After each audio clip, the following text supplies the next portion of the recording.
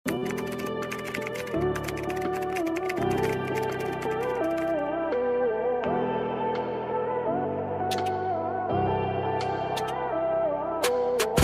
ដុល្លារទាំងអស់ថ្ងៃនេះលេខ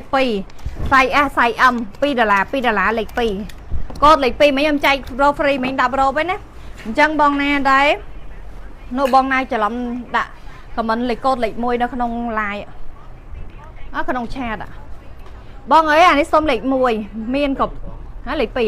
លេខ2បងលេខ2ណាបងអើយជួយ comment ក្នុង live កុំ comment ក្នុង chat មើលអត់ឃើញទេតើបង2រៀលជូន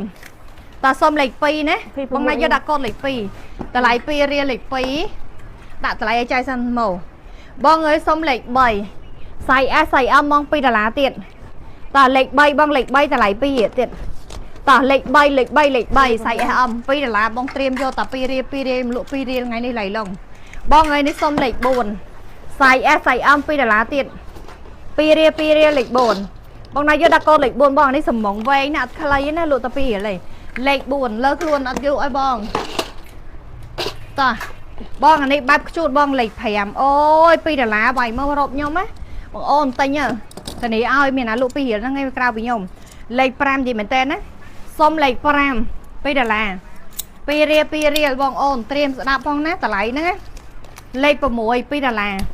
គីឡូសាយគីឡូ60លេខ6តម្លៃ2រៀលលេខ6តម្លៃ2រៀលដាក់ឲ្យតន់បងណាលក់2រៀលប្រហែលជាមួយថ្ងៃទៀតឈប់លក់ហើយលក់តម្លៃពេញវិញហើយលេខ7សាយ S សាយ M បង2ដុល្លារលេខ7បងលេខ7សាយ S M ណាដាក់តម្លៃម៉ាន់2រៀលបានទេដាក់តម្លៃ2រៀលបានអូនថ្ងៃនេះលក់តែ2រៀលហើយដាក់ឲ្យពិសេសហ្មងលេខ8បងលេខ8សាយ S 2ដុល្លារលេខ8សាយ S សុំលេខ8 52 53គីឡូចុះ2ដុល្លារបងអូនសាច់គេឡើងអលាស់លេខ8បងលេខ8 2រៀលបងអូនត្រៀមយកតែ2រៀលនេះណាបងអើយសុំលេខ9អូយស្អាតណាស់បង2ដុល្លារសាច់ M 55គីឡូចុះលេខ9តម្លៃតែ29បងខាងក្រោយអស់ឲ្យបងសម្លាញ់2ដុល្លារទៀតងាប់បរយអូយអានេះស្អាតណាស់បងអូនអើយសុំលេខ10សាច់ M បង2ដុល្លារលេខ10ណា